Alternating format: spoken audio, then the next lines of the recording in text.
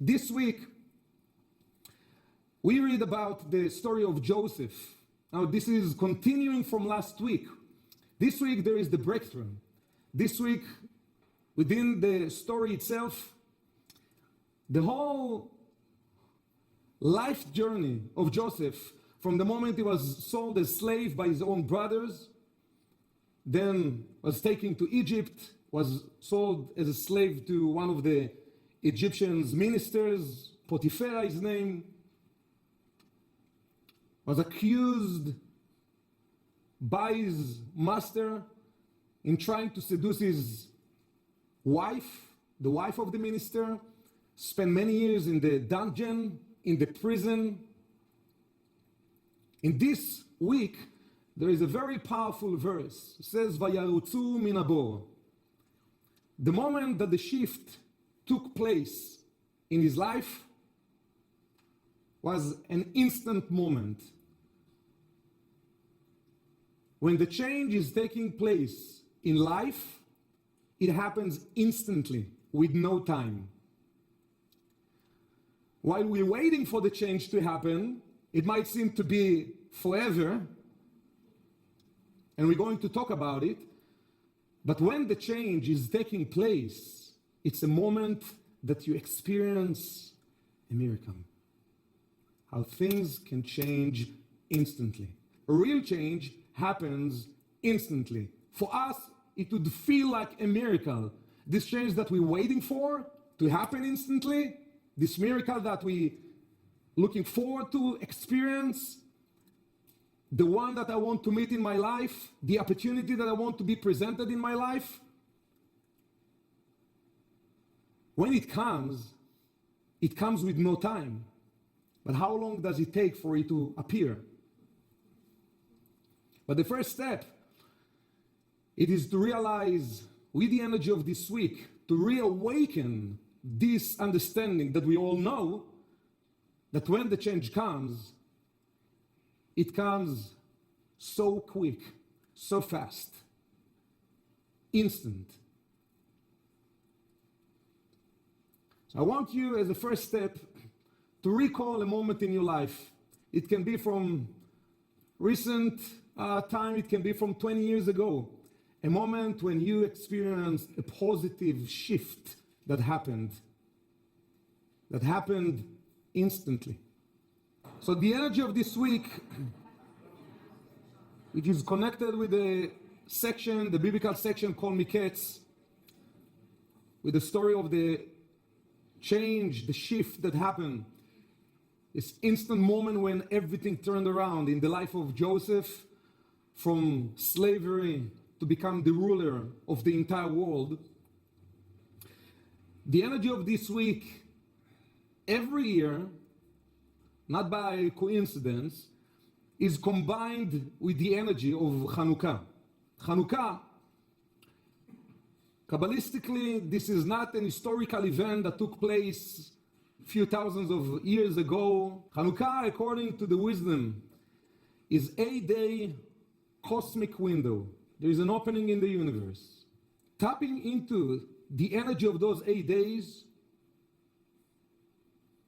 can enable an individual, regardless backgrounds, religions, this is cosmic energy that we speak about, to tap into the energy called miracles. The Zohar, right at the beginning, writes, I'm going to read in Aramaic to help us to awaken this energy within us and within the world. ויהי מקץ רבי חייא פתח ואמר, קץ שם לחושך ולכל תכלית הוא חוקר. Miketz, the word Miketz, which is the name of the section, in Hebrew means in the end. At the end. And what is in the end refers to, because there are many levels of understanding it, the Zohar writes the end for any form of darkness. The end of any form of pain. Pain and darkness has an expiration date. Any challenge we're going through that seem to be difficult, that bring pain into our lives, there is an expiration date. The only reason for any form of pain to appear in our process, as we've learned many times before, it is just to awaken a new power within ourselves to step up in our game. The pain that we feel in our process will be any form of energy that brings some uncomfortability. Pain, it is not just in a physical form. Pain can be an emotional level. Pain can manifest itself in many forms. But the Zohar is saying, Ketz Sam Lachoshech. There is an expiration date for any form of negativity. Negativity cannot last as part of the spiritual laws of this universe. Light is stronger than darkness. The idea of putting the end for the pain and suffering and darkness, it takes some type of a work from each one of us to transform the way that we look at things. Because if we feel that whatever pain we might go through will be there forever, if we feel there is no hope, if we feel there's not going to be a change, if things haven't changed in the last 5 or 20 years, what would make any of us believe that things can change instantly tomorrow? But this is the idea, that if you will be able to open up this vision in you, to see that change can manifest instantly tomorrow, you become participant in the process. We have the ability to speed up the process towards the end of any form of darkness in our personal journey and in our collective journey. After interpreting the dreams to one of the ministers, that exactly the way that he interpreted the dream, things manifested, Joseph told the minister, please don't forget me. When we're getting into the view of the Kabbalist on this story, there is a whole different take. So I would like us to just pay attention to the screen. I would like to bring this idea from my teacher, the Rav. So the Zohar says there is a force which is known by its code name, Ketz, that causes this force, this remembering, this energy force, this storage, this bank of memory to become for the moment an illusionary blank. How do we know that, says the Zohar? Because it says, V'lo zakar Sarah mashkim et Yosef. The wine steward did not remember. It doesn't mean that he didn't remember. The force of zechira, the force, the energy force of remembering was not there. Do you know why it wasn't there? Because a force called shikah, forgetfulness, a force that is a dark part of the dark force that creates an illusion as if it's not there. This is what happens when we want to tie a package and we're looking for the string, right? And we don't see the string. We look all over the house for the string. And where is the string? Right next to the package. How is that possible? What? Oh, sometimes it's even in your... Yes, that's true. Sometimes it's even in your hand. How does that happen? Are we stupid? Certainly not. I mean, we won't even admit to that. So what other answer can we give? That suddenly comes an aspect of force. It's an illusionary, it's a temporary force, but nevertheless an active force in the world of illusion. Therefore, certain magicians can make things disappear. Now we know the things didn't move. Certainly he couldn't have moved the 747 Boeing jet in front of 10,000 people and make it appear as if it disappeared. And everyone could have sworn that it did disappear from their very eyes, 10,000 people. This happened recently. Or the Statue of Liberty disappeared before the eyes of people. What that magician is doing, what he doesn't know or doesn't realize what he was actually doing, he thinks he was doing something else. But that something else that he attributes this creation of an illusion for 10,000 people is that he has the force and the knowledge and the know-how to activate that realm of shikah, that force of shikah which is in each and every single one of us, to activate it at that moment, and we see blank, as if nothing exists. It's the force called illusion, a force that is governed by Ketz, which means end. What does end mean? It is not infinite. End means finite. That's why in its coded form, this week's portion is known as Ketz. It is known as end. What do you mean end? That all of that it was taking place here was in the realm of the illusion.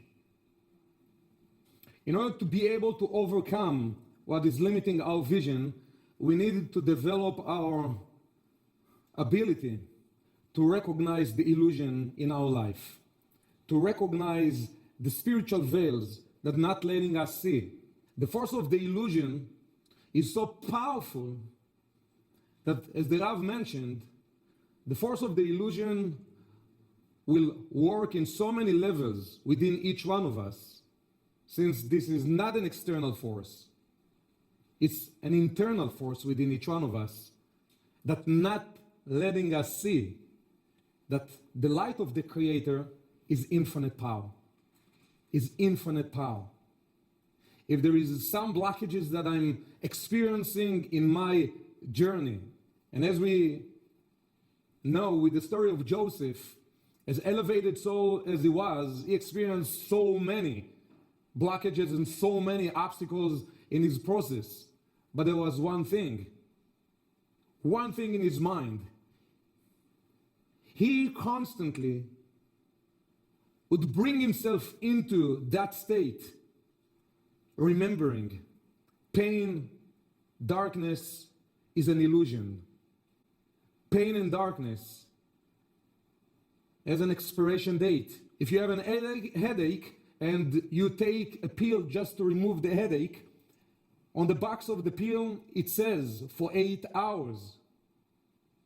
So it will help me for 8 hours, but then the condition that brought the headache, this experience of the pain, would come back because I don't truly treat the reason.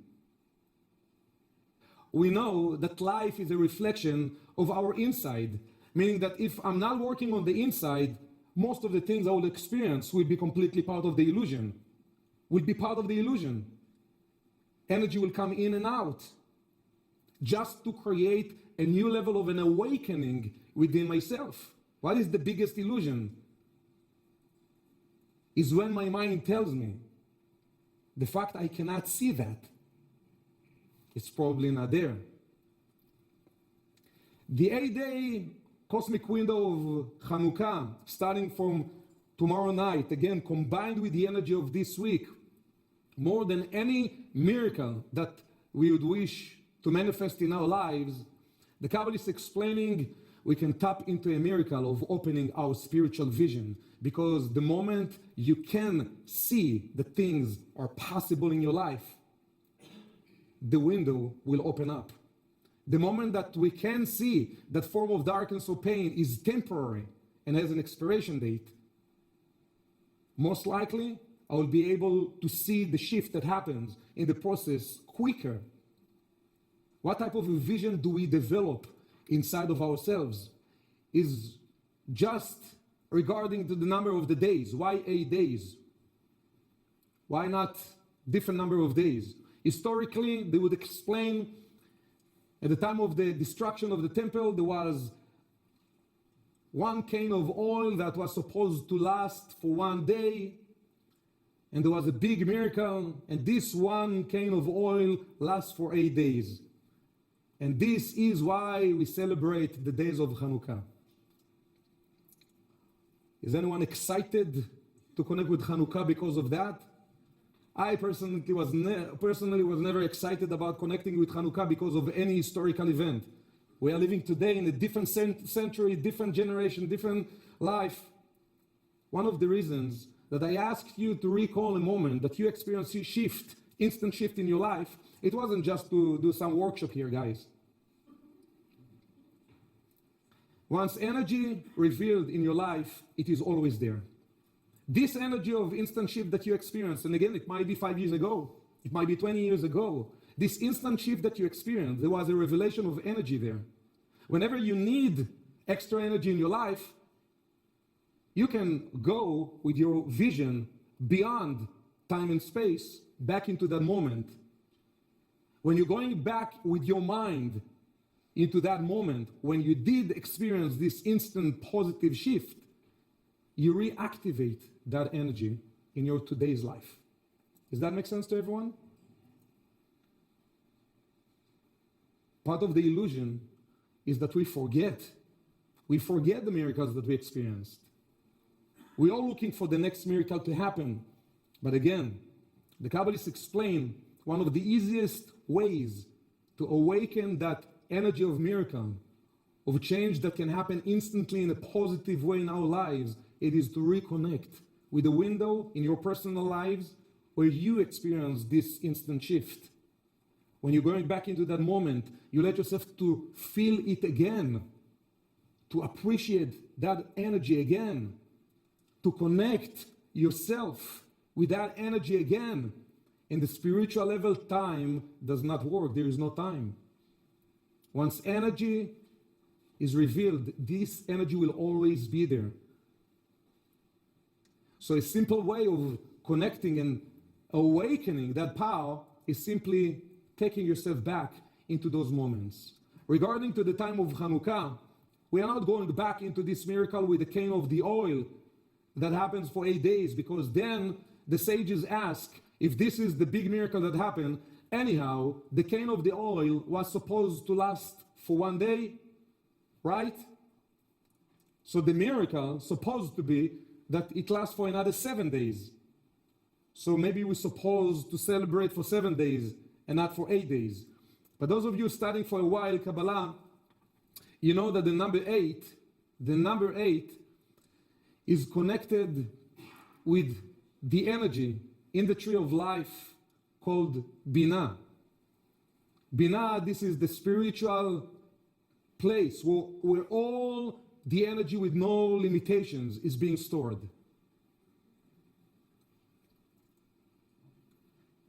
Every night we light candle. We start with 1, and then the second day we light 2, then the third day we light 3, and so on till we get into the 8th day where we light 8 candles. If you would count how many candles do you need for all the 8 days, which is 1 plus 2 plus 3, if you want to prepare your candles for the 8 days, how many candles would you need? 36. 36 candles. 36 is a very important number in Kabbalah. 36 refers to an idea, to a secret called the concealed light. The concealed light. The Zohar explains, and the Kabbalists say, that in every generation, bless you, that in every generation there are 36 hidden righteous souls. People that we would not know about, people who live their life in the most simple way, but their work in this world, it is to keep the world balanced. The 36 is the number that refers to energy, to type of light that most of us, most of the time, don't have the access to that energy. It's not that there is no energy there, we just don't have the access. As the Rav explained about the idea of shichecha, which means to forget. It's a force that creates an illusion as if the light is not there. The word forget in Hebrew has the same letters as the word darkness in Hebrew. There is a force that creates that illusion as if not the keys are not there. Because we don't really talk about the keys, but it is if the light is not there, as if the solution is not there, as if the breakthrough is not there, as if the change is not there. Rabbi Isaac Luria, the Kabbalist from the 16th century, talks about the unique energy that is being revealed in the days of Hanukkah. The 8 is connected with one of the highest forms of energies called Binah. On the other hand, The light of Hanukkah, let's get into the metaphysical place.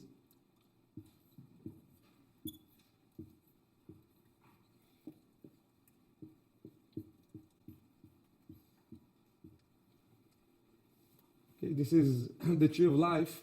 Without getting into through all the dimensions and all the structure,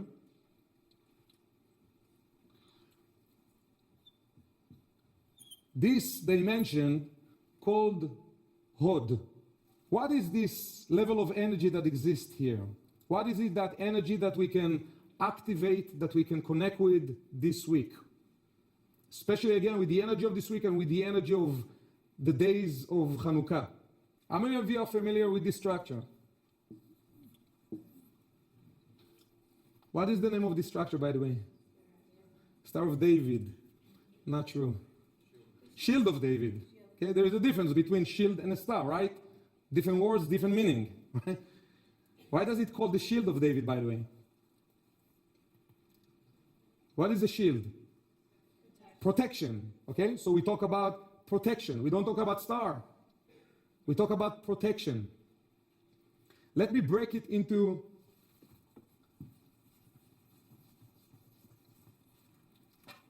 two shapes. One is known as the upper triad, the upper triangle, and the other one called the lower triad or the lower triangle. When we combine those two triangles together, then we receive what the world knows as the shield of David. It's a structure that represents energy of protection. What is that energy of protection? What is it talking about, and how is it connected with the energy of this week and with the power of Hanukkah? The upper triad in the tree of life refers to three dimensions. Those of you who use the meditation, the daily meditation of Dhyana B'Koach. So those of you familiar with the daily meditation of Dhyana B'Koach, there are 7 lines. That in each line, you can see when you do it, each line refers to one of those levels. The upper triad refers to Chesed, Gvura, Tiferet. The upper triad is connected with a potential state of energy. The lower triad, Netzach, Hod. Remember the Hod? Yes? Yesod. And down there will be Malchut, which is this kingdom, this world. This is supposed to protect our world, the world of Malchut. King David is known as the soul that it called the chariot, Merikava in Hebrew, to the world of Malchut. The shield supposed to protect this world. The upper triad is connected with the potential state. The lower triad is connected with the actual state of energy. Now, I'll get with you into a little details. For the potential state of energy, there will be a potential of potential and actual of potential. For actual state of energy, there will be potential of actual and actual of actual. Potential has 2 states, okay? There is the potential of potential, and there is the actual of the potential. Right?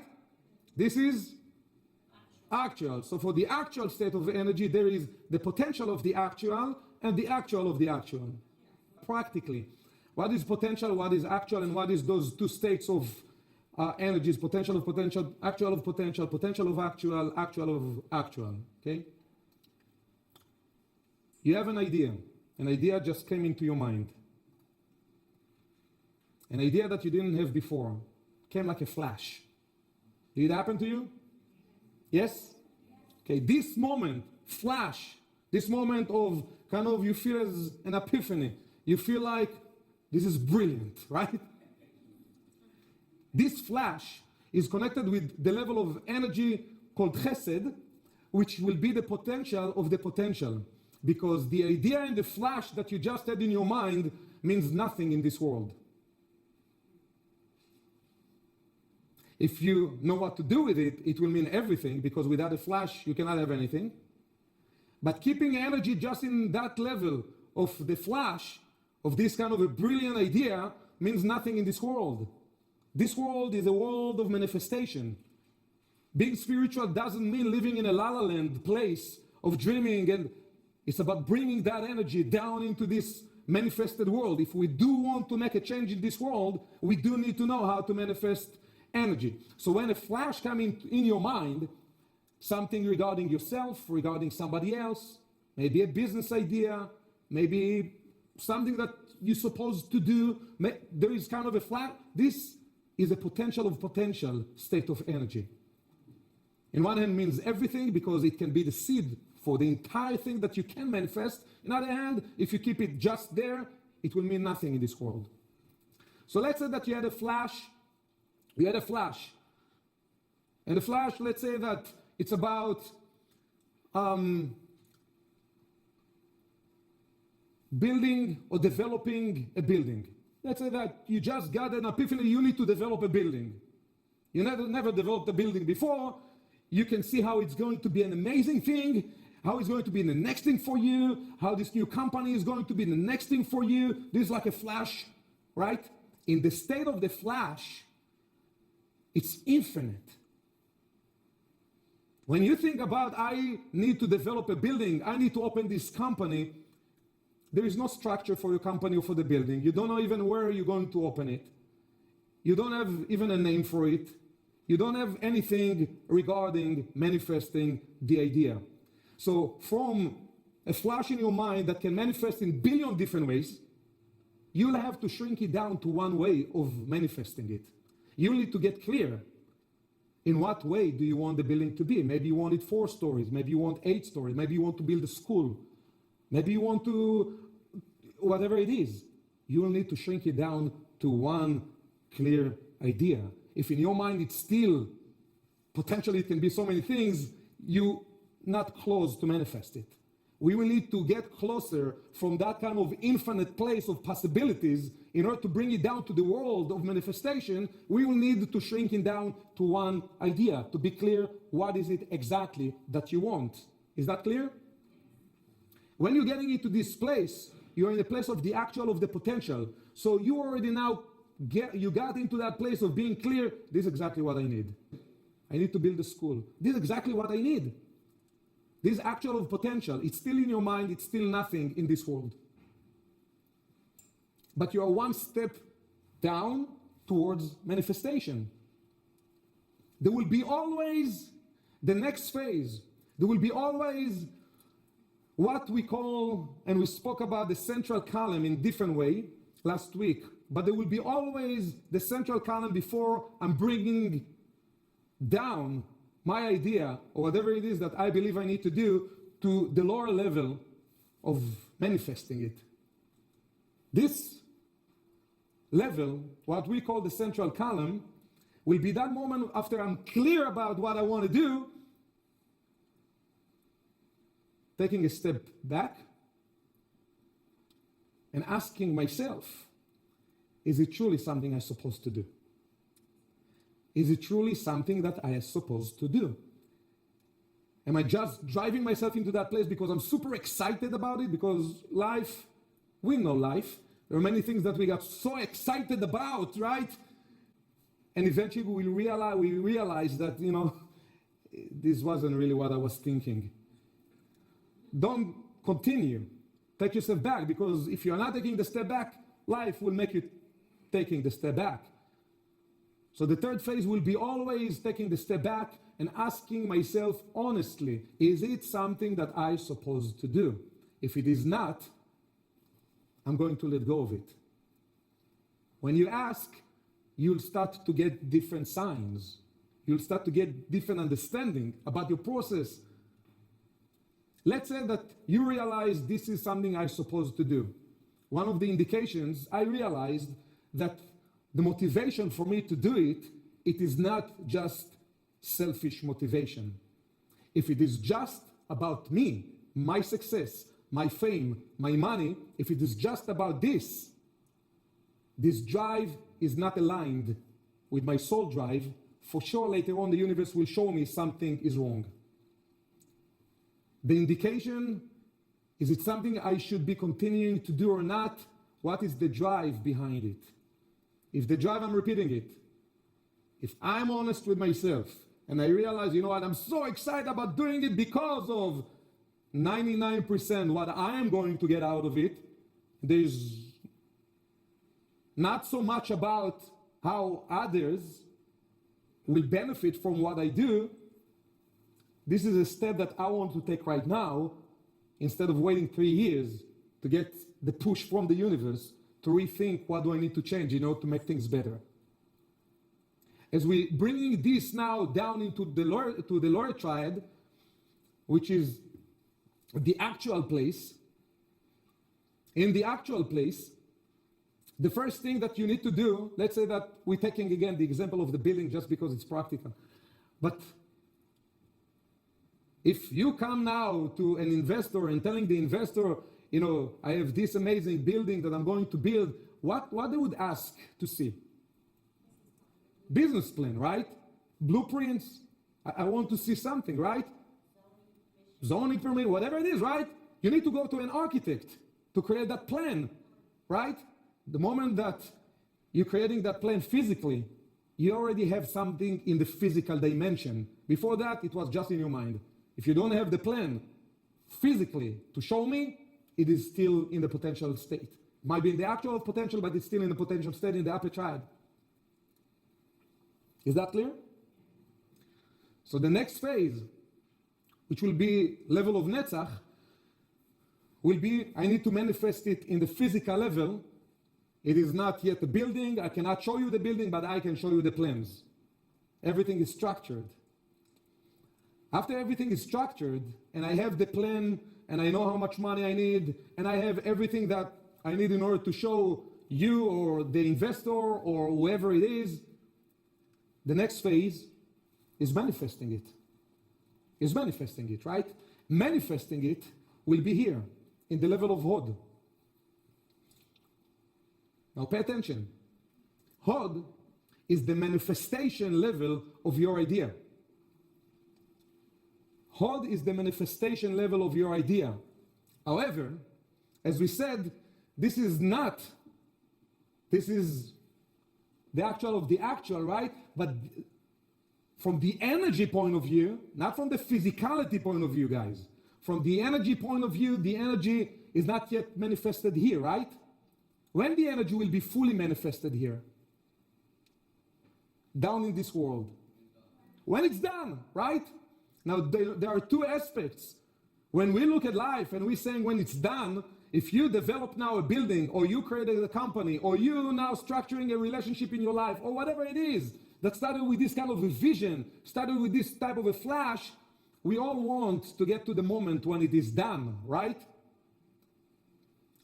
But as we mentioned, there will be always the third step to take. What is the third step to take? Question. What is the question? Is it something I'm supposed to do? This is crazy. I'm already doing it. Why should I ask if it's something that I'm supposed to do? In order to bring the light, in order to bring the energy down into this world, we don't want just the building. We don't want just the relationship. We don't want just this physical thing that manifesting and we can see it. Oh my God, this is amazing. We want to feel the blessing in what we have. Is that true or no? We want to have a blessing in it, because now having a building that gives you headache, having a building that suddenly the city comes and playing with you with permissions that you didn't have while building it, and it's a headache for the next 7 years. And people that renting out your space of this amazing, beautiful manifestation that don't pay and you cannot handle it, and what you're going to do. And you don't want to throw them out because they will be in the street. On the other hand, this is a business, right? Or the headache of this physical world. What do we want? Do we want truly the building? What do we want? We want the blessing within what we have. We want the energy to flow. We don't want the energy of cats, of end, to be there. We don't want the illusion to be there. We don't want this force of darkness that creates that illusion that the energy doesn't really flow. Now I have the building, but such a headache. I wish I would never get into this. When we hear and this is already the manifestation of that flash, there will be the need to take the step back and to ask myself honestly, is it something that I'm supposed to do? Back into the indication, if it is something I'm supposed to do. What will be the indication? What will be the indication? I know that I said it 1,000 times, but I know I need to remind myself every time. So I know that all of us will need to remind ourselves every time. What will be the indication? Is it something that I'm supposed really to do? Back into my motive. Back into my motive. Is it something I'm supposed to do? I'll go to the mirror, I'll look at the mirror and I'll ask myself one question. Is what I do is mainly about me or benefiting others? And if, honestly, it's about me, I know there will be many problems later on. I am the one to create those blockages. In order to create a vessel to allow the blessing of the Creator to come down into the world of manifestation, we need to grow, to act and to behave like the divine power behaves, like the Creator. I do things, absolutely I want things for myself, but there is a big intention within what I do that other people will benefit from it. So this is the level of Yesod.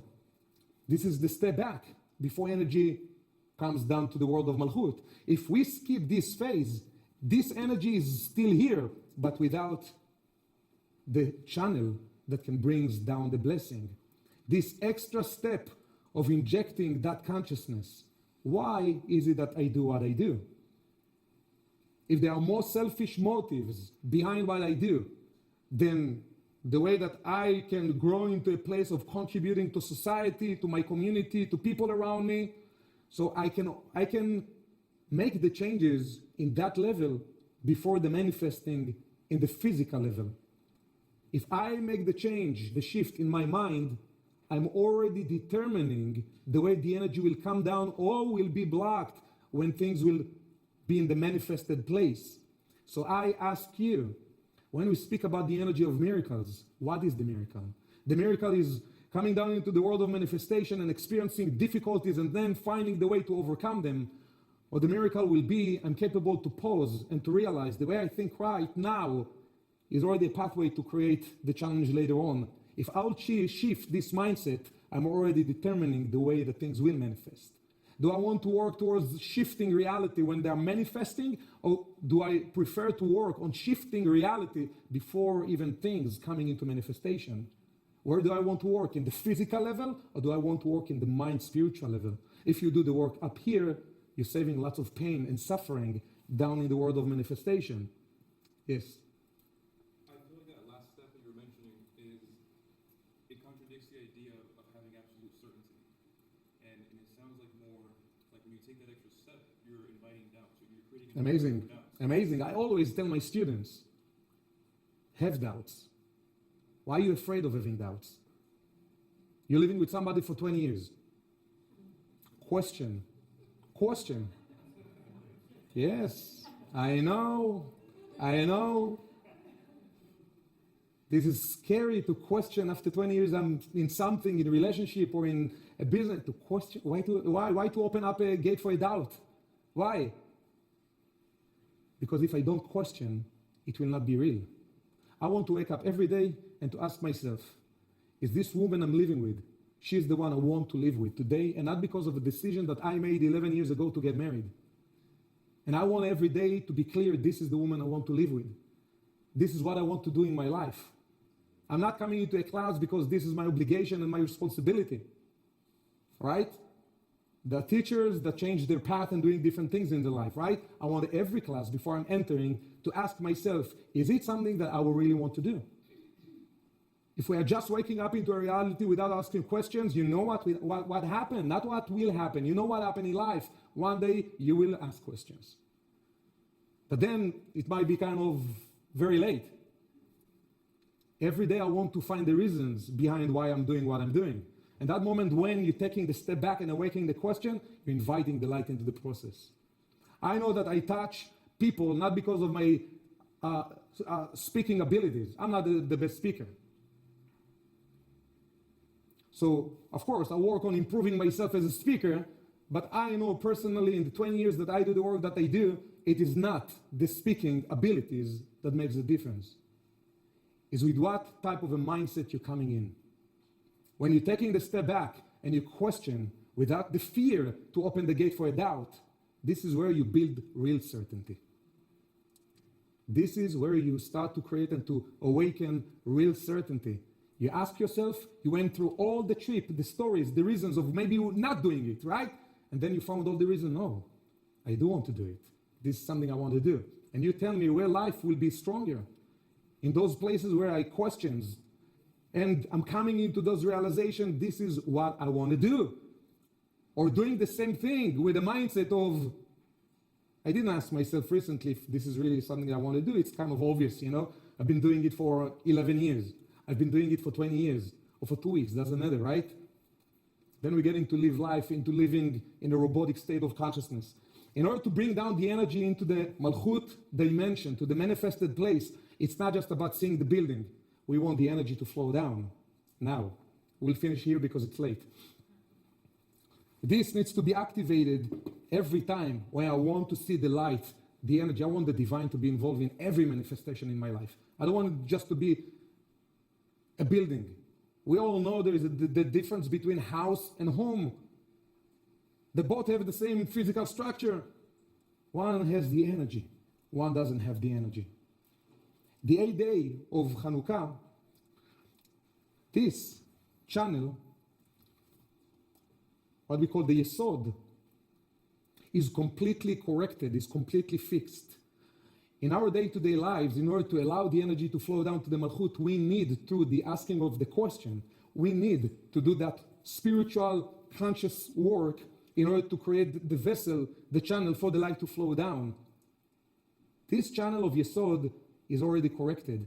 So we can reveal the energy in that level without the need to go through the process. What is the miracle? There is no process. There is no process. Having the mindset just for 8 days. After 8 days, get yourself back into thinking, yes, there is a process, there is work, right? We all into the mindset of there is work to do. There is work to do. And again, of course, there is work to do. Otherwise, we would not be here to understand what is the type of the work we need to do. But 8 days, starting this week, that I encourage each one of you just to allow yourself to think different. No process. No process. No work to do. Everything is there in front of you. Everything is there in front of you.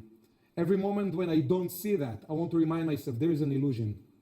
There is a curtain spiritually that's not letting me see. I'm not begging and praying for a miracle that it will happen. I'm praying for the miracle that this curtain will be removed. That moment when the curtain is being removed and you can see, it's already there. It's already there for you. But if I cannot see behind the curtain, it doesn't matter how much work I will do. I will not be able to see it, will not be able to manifest. 8 days just to shift the way we think. Every night when we light the candle, we're lighting not just a physical candle, we're awakening another level of energy, building up to this 36. The 36, our ability to connect with the concealed light, with the light that normally I will not be able to see because there is so much of this illusion.